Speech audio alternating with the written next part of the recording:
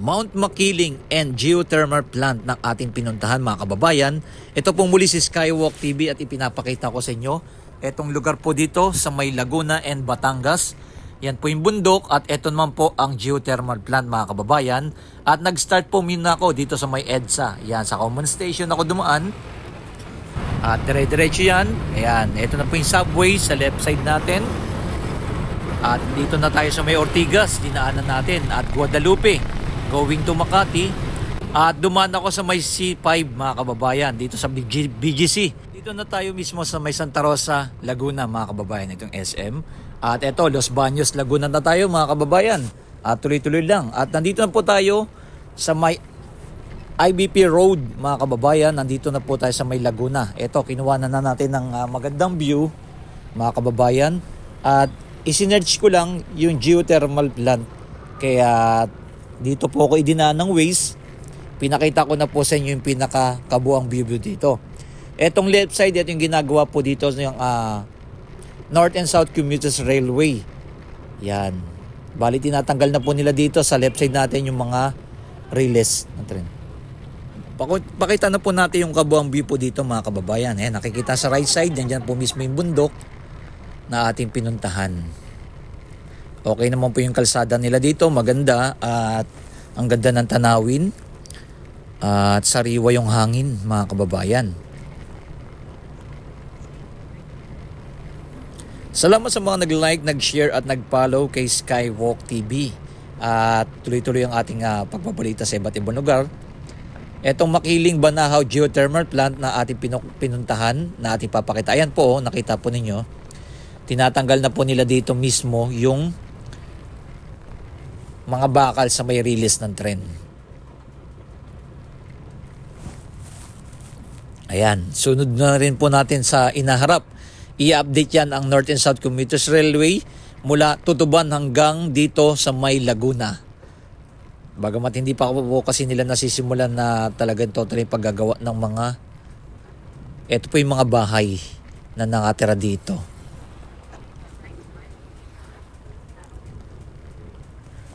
Ito, napakaganda po ng ating update. First time ko lang pong nakapunta dito mga kababayan at nag-waste lang ako.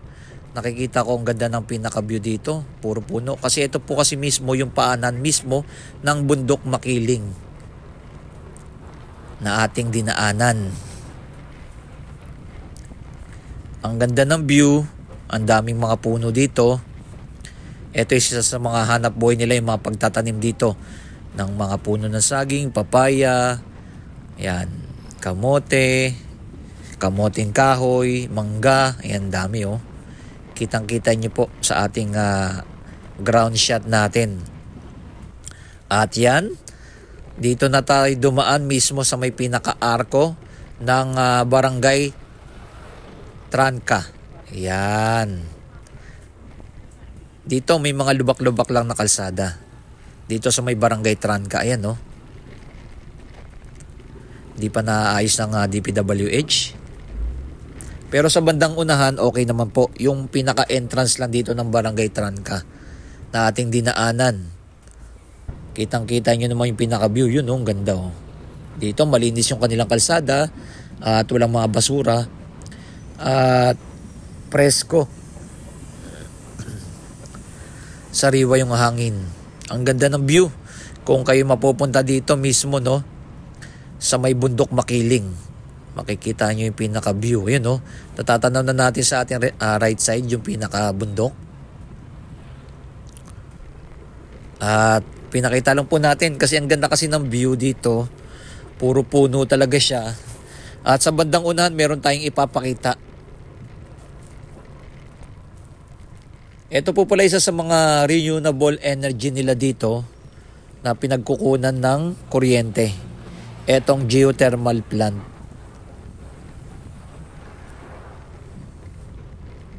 Sa bandang unahan, may papakita ko sa inyo na nagulat din ako. Ito, kasi first time natin makapunta dito. Ito po lang ating dinadaanan. Papunta na po tayo ng sa Batangas na po tayo. Santo Tomas, Batangas. Ng ating ground shot. Yun po kasing tinuro sa atin. Ayan, kitang-kita nyo po yung pinaka-view and comment nyo na below kung anong masasabi nyo po at dito sa ating pinaka-latest update. At kung bago ka lang sa ating channel, huwag kalimutan mag-like, mag-share at mag-follow kay Skywalk TV. At pinupuntahan natin yung mga iba't ibang lugar dito sa ating bansa para ipakita sa inyo na may mga ganitong view, mga kababayan, na magandang puntahan at kitang-kita ninyo.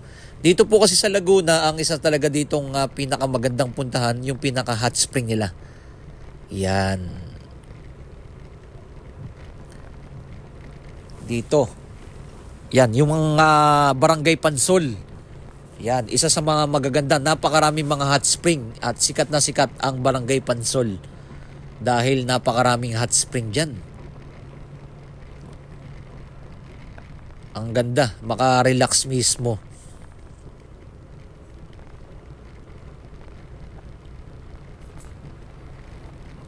Ayan, shortcut po yung ating pinuntahan papuntang Santo Tomas, Batangas. Dire-diretso lang tayo. Papakita lang natin yung pinaka-view. Ayan yung mga bahay nila dito. At ang ganda mismo kasi ng tanawin dito mismo sa may Laguna. Ayan, no. Ayan, may arko na sa Barangay Bitin na tayo. Dumaan.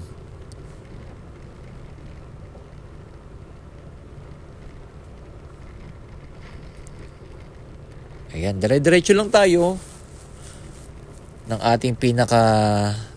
Siyempre, gusto rin kasi makita ng ating mga viewers yung ano ba yung lugar dito sa may Laguna.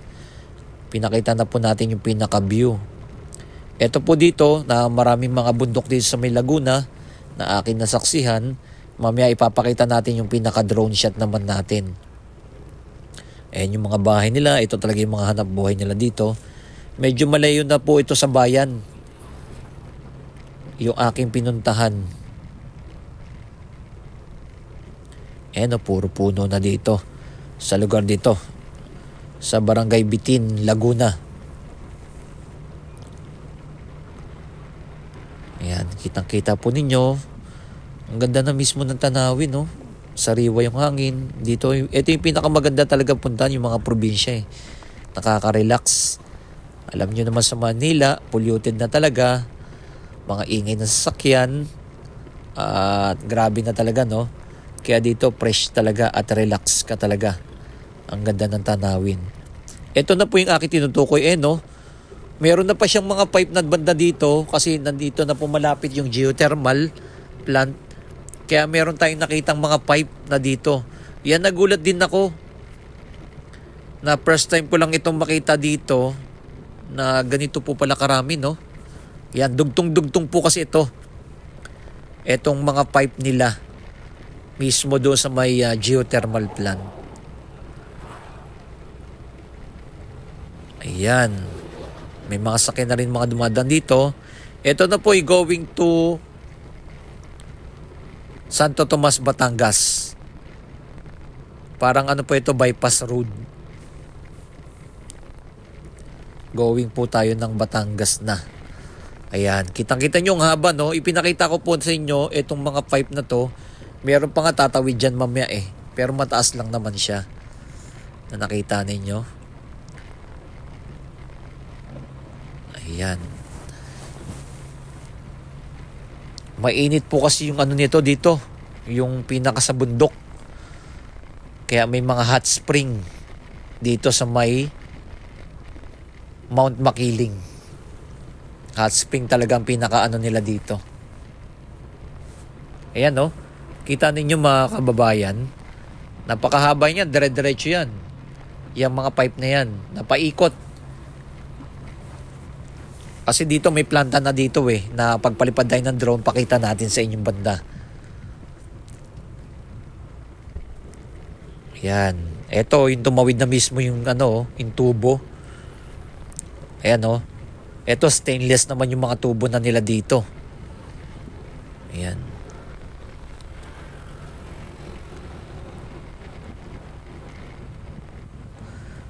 Ayan.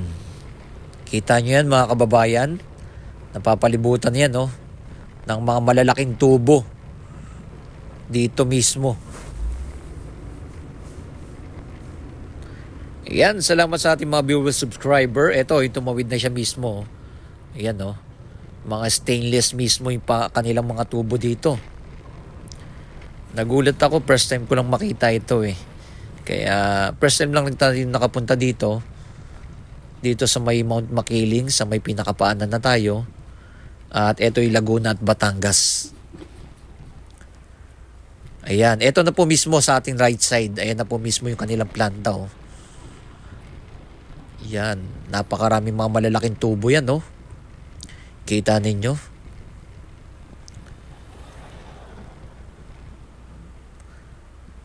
At sa mga bagong pasok ng ating channel, huwag kalimutan mag-like, mag-share at mag-follow. Ito yung napakaganda, no? Yung pinagkukunan ng enerhiya. Iba't iba kasi yan sa atin dito sa ating bansa eh. Yan, ipinapakita po natin yung kabuang view dito ng ating pinuntahan. Dito sa ating bansa, meron tayong iba't ibang renewable energy, mga kababayan. Meron tayong solar energy, meron din tayong pagpalipad tayo dito. Meron din po pala ditong solar energy. Yan. Tapos meron tayong enerhiya sa hangin, yung mga windmill. Yan, meron dito sa may Ilocos Norte at dito sa may San Mateo Rizal, meron din yan. Yan, nakikita niyo yung mga tubo, no? Yan, hydraulic energy. Yan, yan sa mga dam naman yan na ating ano. Pero itong geothermal na ating pinuntahan, yan ang ating ipinapakita sa inyo.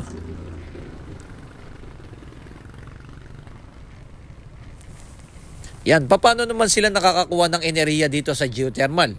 Gumagamit ng init mula sa core ng Earth. Ang mga geothermal ng kampanya ay gumagamit ng underground steam o hot water reservoir upang magmaneho ng mga turbine at lumilikha ng kuryente. Yan.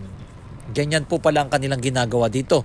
Dahil kasi dito sa may Mount Makiling, no, sa may Laguna, ay may karamihan kasi dito hot spring. Ayan, no, kitang-kita ninyo yan, no, yung mga tubo ng mga tumatawid na mismo sa kalsada. Yan po ang ating isa sa napakaganda, ang renewable energy. Mga natural resources ng ating bansa. Ito'y matagal na po naitayo.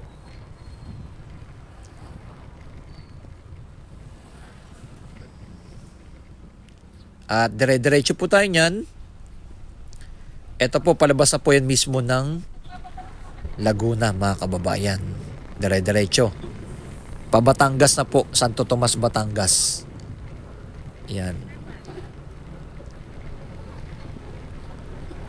Yan, no, kitang-kita ninyo. Yan po ang ating pinaka-ground shot. Ito naman po yung ating drone shot, mga kababayan. Dito na po tayo mismo nagpalipad sa bundok Makiling.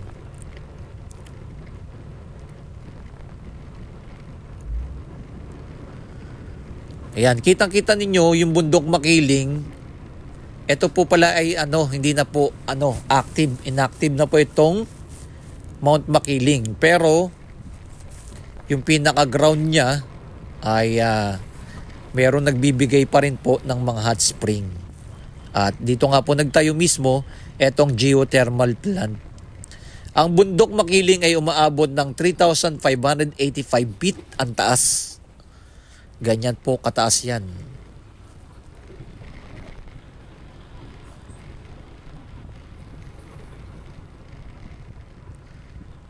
The volcano has no record historical eruption, but volcanism is still evident through geothermal. Ayan. Eto po, naglagay na po sila dito ng mga geothermal plant. Marami po yan. Ang iba't ibang lugar dito sa may Laguna and Batangas. Ayan o, grabe yung bundok o. Hindi na po natin napuntahan yung pinakadulo ng bundok. Papakita naman natin dito sa kabilang side. Ayan, nakita natin kasi meron din panda doon sa may pinakadulo. At yung likod ng bundok na yan, nandyan naman yung solar panel naman. Mga solar energy naman po. Naglagay na rin po sila dito. Ayan, kitang-kita nyo na banda dito, Yan, dito po kasi tayo dumaan sa bayan na to. Diyan dumaan tayo sa may bundok mismo. Ayan, nakikita nyo, no? Naglalabas ng mga usok-usok.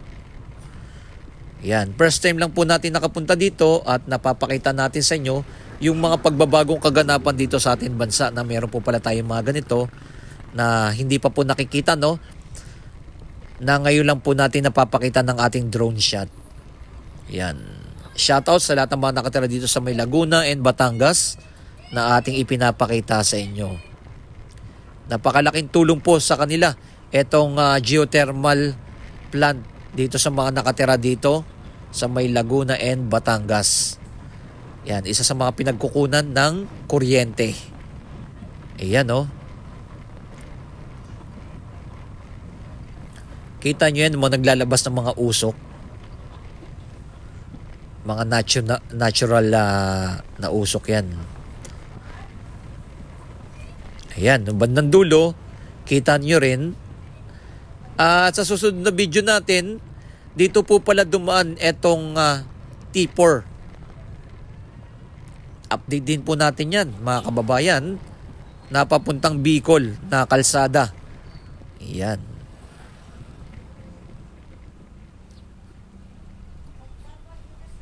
Eto, kita nyo po, ayan, oh, dito medyo malaki-laki, oh, yung planta. Yan ang ating mga latest update. Ito pong muli si Skywalk TV at ito ang ating kaganapan dito.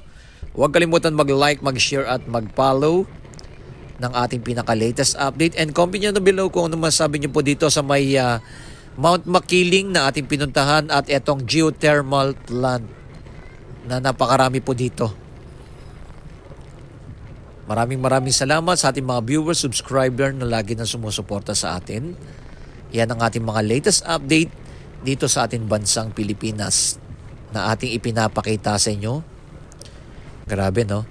Nakapunta rin tayo dyan sa may bundok Makiling. At ang ganda dyan.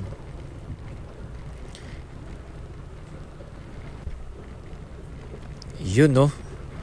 Kitang-kita niyo yung mga geothermal plant dito na ating pinaka-latest update. Maraming salamat sa ating mga viewers, subscriber. Ito po muli si Skywalk TV and keep safe palagi and God bless.